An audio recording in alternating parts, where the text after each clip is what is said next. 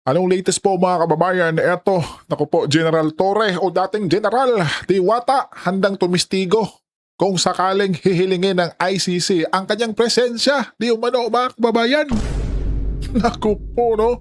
The Philippines kay Torres, sinabi niyang handa siya tumistik. Mhm. Nagpahayag naman ng kahandaan si retired 4-star General Nicolas Torre III na magtungo sa International Criminal Court headquarters sa The Hague, Netherlands. Ito ay ang kahilingan na ang kanyang presensya at inputs bilang arresting officer kay dating Pangulong Rodrigo Duterte. Kung babalikan ay mismo si General Torre ang nagbasa nitong Miranda rights ng dating Pangulo kasama ang pagpapaliwanag sa kasong kinakaharap nito at ang institusyon na naglabas sa kanyang warrant. Sa panayam ng Bombora de Philippines kay Torres, sinabi niyang handa siya tumistigo sa International Tribunal at sumagot sa tumugon sa mga paanyaya ng naturang korte. Hindi anya karapat-dapat na binabaliwala ang imbitasyon ng naturang korte kaya't kung hihilingin ang kanyang presensya, hihingi lamang umano siya ng official leave bilang General Manager ng Metropolitan Manila Development Authority at otorisasyon mula sa Philippine Government upang makapagbiyahe patungong Netherlands. Opo, kasi pag tayo tinatawag ng ganyang mga tribunal, nung nangyari ang lahat ng yan, talagang valid ang membership natin at effective pa ang membership natin. Kaya manghihingi lang siguro ako ng authorization sa ating gobyerno na pumunta at mag-fulfill ng duty kung ipapatawag tayo ng ICC. Ngayon, susundin natin siyempre kung ano ang last say ng gobyerno. Pag sinabi ng gobyerno na hindi, hindi. Pero kung sinabi ng gobyerno na okay, dahil kailangan nating irespeto ang ating mga obligasyones sa ICC, then so be it. Pupuntahan natin at i-fulfill natin. Gaya ng pagtupad natin sa iba pang naging trabaho natin. Sa kabilang banda, patuloy pa rin anya ang pagbatikos sa kanya ng mga supporter ni dating Pangulo Duterte. Siyempre. Halos isang taon mula noong pangunahan niya ang pag-aresto, nananatilian niyang ipinapakita ng mga supporter ng dating Pangulo ang kanilang galit sa kanya. Ngunit ayon naman sa general, binabaliwala lamang niya ito bilang pagrespeto sa kanilang opinyon at paninindigan. Nakikiramay na rin ako. I'll take this opportunity to condole with the victims of these alleged crimes at sa kanilang search para sa justice na ngayon nga ay dinig ng ICC. Ano man ang paninindigan ng bawat isa sa atin sa usaping ito, ay hindi natin pwedeng ipagsawalang bahala na lang ang sakit at pagdurusang dinaranas ng mga pamilyang ito. Ang mga ganitong proseso ay of course hindi madali, ngunit ito ay umiira. Bahagi ng pahayag ni retired 4-star General Nicolas Torre III sa eksklusibong panayam ng Bombo Radio Philippines. At eto na nga mga kababayan, dito natin makikita kung gaano talaga kamahal si Tatay Digong ng ating sambayanang Pilipino mga kababayan. Lalong-lalo na yung mga OFW nating nasa The Hague, Netherlands. Ay naku po mga kababayan, nagtipon-tipon pa po sila talaga. At yung iba dyan, ay naku po, since day one pa nung pagdating ni Tatay Digong dyan, kabayan. At diba yung may street dyan na tinatawag na ngang Duterte Street, kabayan? Naku po, eto. Tingnan natin mga kababayan yung bayanihan nila doon sa dahig mga kababayan. Masuportahan lang si Tatay Digong. Oh, nagdala pa sila ng pagkain mga kababayan. Dito sir ha? Pwede sir. Pagputo eh. Oh,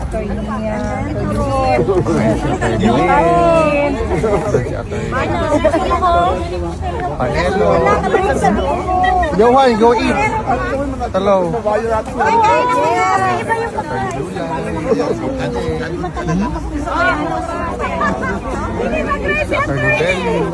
Attorney Bello mga kababayan. Bugado ng Tatay Digong.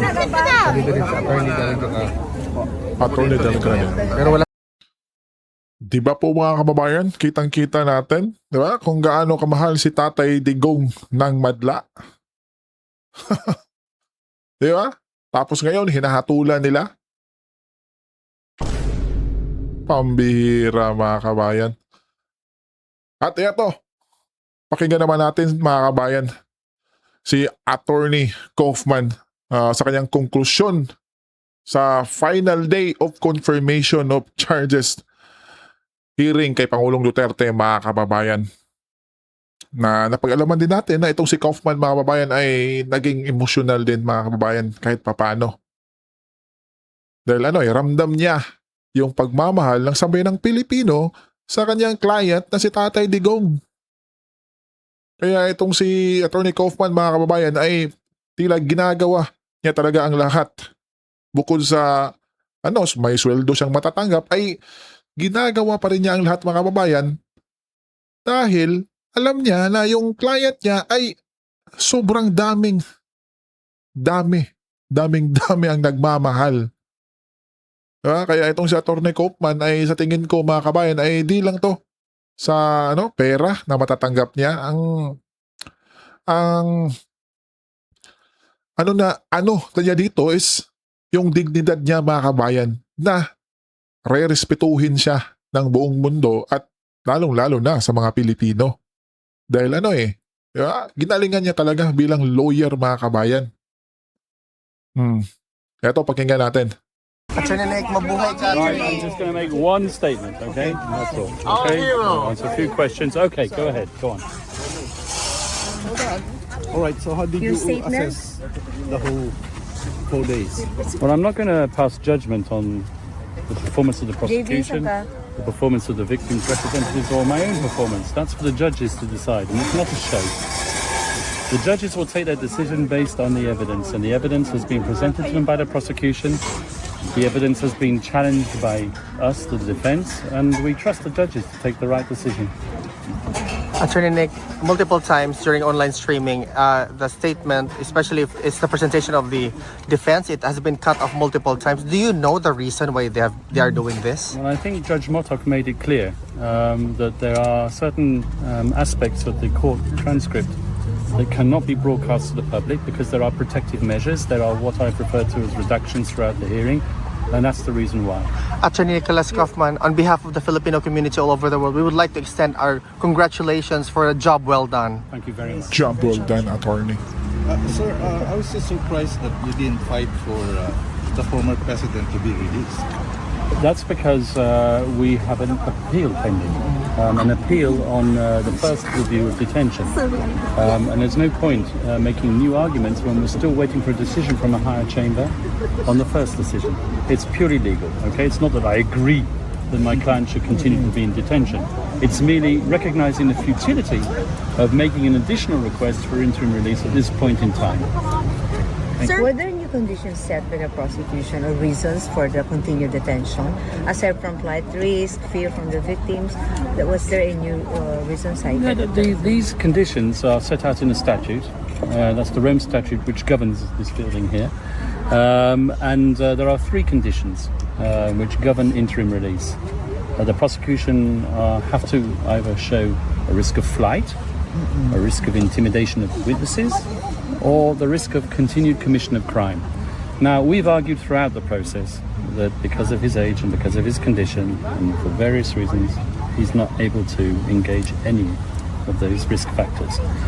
The prosecution disagree, and the prosecution argue that his refusal to recognize the possibility of exercising jurisdiction over him signifies that if he were released, he would not present himself for trial. We disagree with that. But then once again, these are decisions that have to be taken by the appeals chamber and not by me here in the media. Attorney Kaufman, some Filipino lawyers of the victims are describing your last-minute attempt to appeal to emotions as grasping at straws. How do you respond to that? Come on. I'm representing a client who's been locked up for a year, who hasn't seen the public, so of course I'm going to address the public who want to see him. I made my position very clear. I felt that he should appear, but he's my client. He took his decision, and I respect that decision. And the decision that he took, as it turns out, was the right decision in all the circumstances. Yes, of course, my detractors are going to criticize me.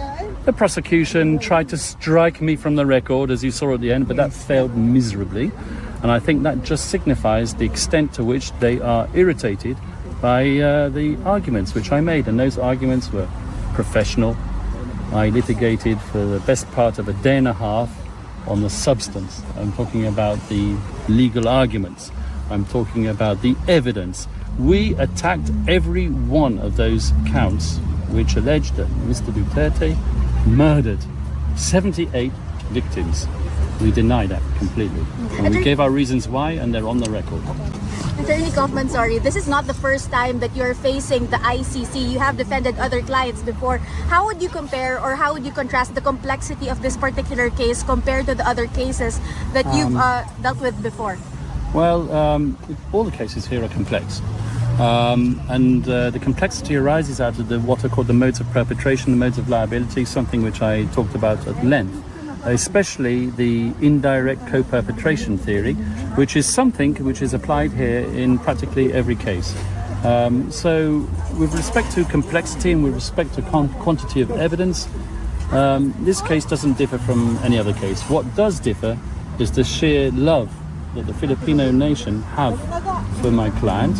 And I've seen it on a daily basis when I go up to visit Mr. Duterte in his detention center, and I see the people waiting there every day, just hoping to feel something of that Duterte magic. It happens even when I travel abroad. For example, I can go to a foreign country, the United Arab Emirates. I land at the airport and there are Filipinos there and they recognize me straight away. And they come up to me, they want to hug me, and then they cry. They cry because by crying on my shoulder, they can feel that they're getting some form of closeness to the former president. That's indeed true. Okay? All right. Attorney. Thank you very much. Let's hope for the best. Yeah. At yun na nga po mga kababayan, no? Mismong si Atty. Kaufman ay ramdam niya yung pagmamahal ng sambayanang Pilipino kay Tatay Digong Duterte. Di ba? Na tila ba'y hindi niya na-experience niyan nung sa mga ibang client niya, mga kababayan.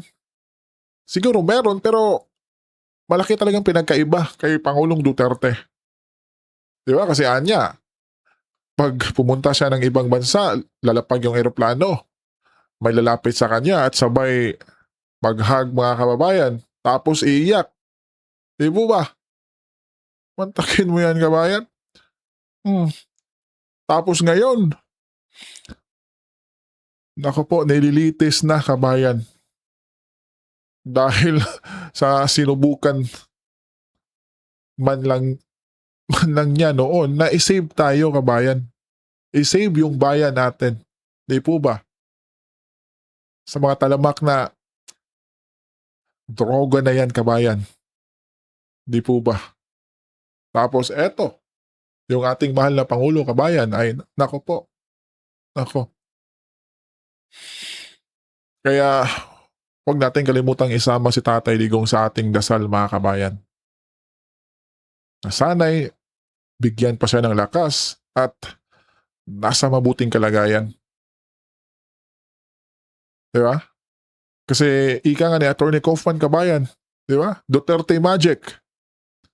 Iba ka, magkatotoo yung magic na yan at makalaya na si Tatay Digong, kabayan. Kaya wag natin kalimutang isama natin talaga si Tatay Digong sa ating pagdarasal araw-araw. Hanggang dito na lang, kabayan, at mabuhay po tayong lahat at syempre, Duterte pa rin.